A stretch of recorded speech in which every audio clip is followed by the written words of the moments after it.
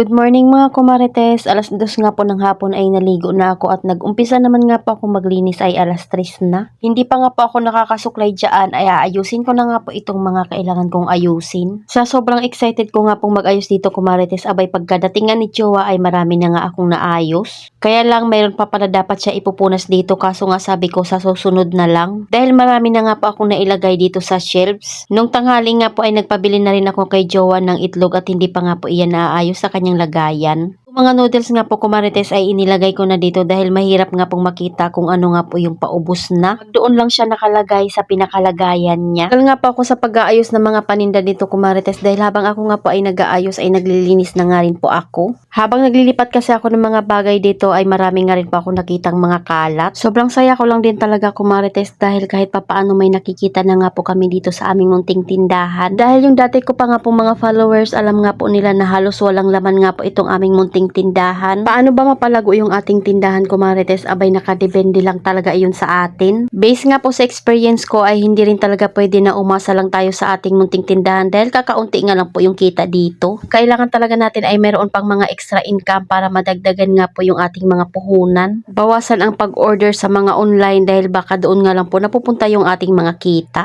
Dahil last year talaga pag may nagustuhan nga po ako sa online ay hindi talaga pwedeng hindi ko bilhin. Dahil wala naman pakialam si Jowa kung paano ko nga po gastusin yung aming budget. Basta yung sahod niya ay binibigay niya nga lang po sa akin at ako na nga po ang bahala doon. Kaya lang katagalan nga po na nanonood nga po ako ng mga reels na nagtitindahan ay nagkakaroon nga po talaga ako ng idea. Na imbis na mag-focus ka nga po sa mga bagay na hindi ka naman kikita ay dapat doon ka mag-focus kung saan ka kikita. Di bali nang gumastos ka nung gumastos basta ang mahalaga ay kumikita ka doon sa iyong pagkakagastusan. Ang gusto ko nga pong matupad na goal ngayon kumarites ay yung hindi na nga namin kailangan kumuha ng mga pang-allowance namin dito sa tindahan. Tipong mayroon nga kaming sariling stock at hindi mo na nga kailangan galawin yung mga paninda mo. Para mas lalo nga po talagang lumago itong aming munting tindahan. Pero habang hindi pa nga po namin kaya iyon ay magbabawas nga lang po kami ng aming mga gastusin. Bili pala ako kumarites ng mga alcohol, polvo at saka breadcrumbs, noodles nga po na pang sopas dahil kahit papaano meron nga pong naghahanap sa akin yan. Nagdadalawang piraso nga lang po yung binili ko. Lagay na nga rin po pala ako ng bigas dito kumarites para mabilis na nga rin po itong kuhain at saka mabilis makita. Ayan kung makikita nyo nga ay isang piraso na nga lang po pala yung asin ko. O diba talagang kitang-kita na nga po talaga kung ano nga po yung paubos na at kung ano nga po yung meron pa. Kaya gusto ko talaga magpagawa kay Jowa ng ganitong lagayan. Sabi niya nga na imbis sumikip nga po itong bahay namin dahil sa pinagawa ko ay lalo nga pong lumuwag. Ano ba naman nung wala pa nga po kaming shelves kumarites abay lahat nga po ng paninda namin ay nasa lapag. Kaya mahirap nga pong kumilos dahil pwede mo nga po iyong masagi. Isip ko nga pong ilagay itong mga toyo at suka dito sa ibabaw dahil madalas talagang nauubusan ako nito at hindi ko nga namamalayan. Paano ba naman natalo-halo nga lang po sila dito nakalagay sa isang box. Yung iba kasing customer ay hindi talaga gumagamit ng dato puti o di kaya hindi gumagamit ng silver swan. Sa sobrang kilala ko nga yung iba kong customer kumarites abay hindi pa nga nagsasabi kung anong bibilhin. Ang tanong ko na nga lang po kung ilan.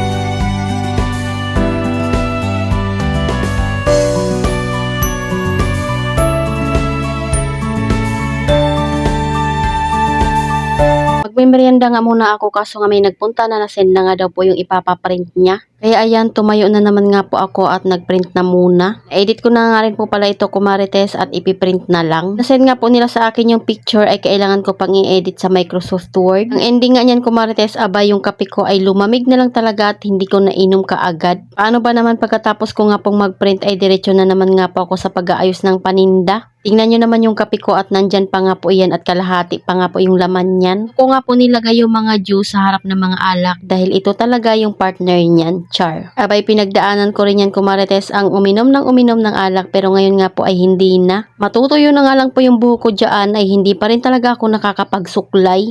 Kasi nga excited talaga akong ayusin itong aking mga paninda. Di mo talaga mararamdaman yung pagod kumarites kung ikaw nga po ay masaya sa iyong ginagawa.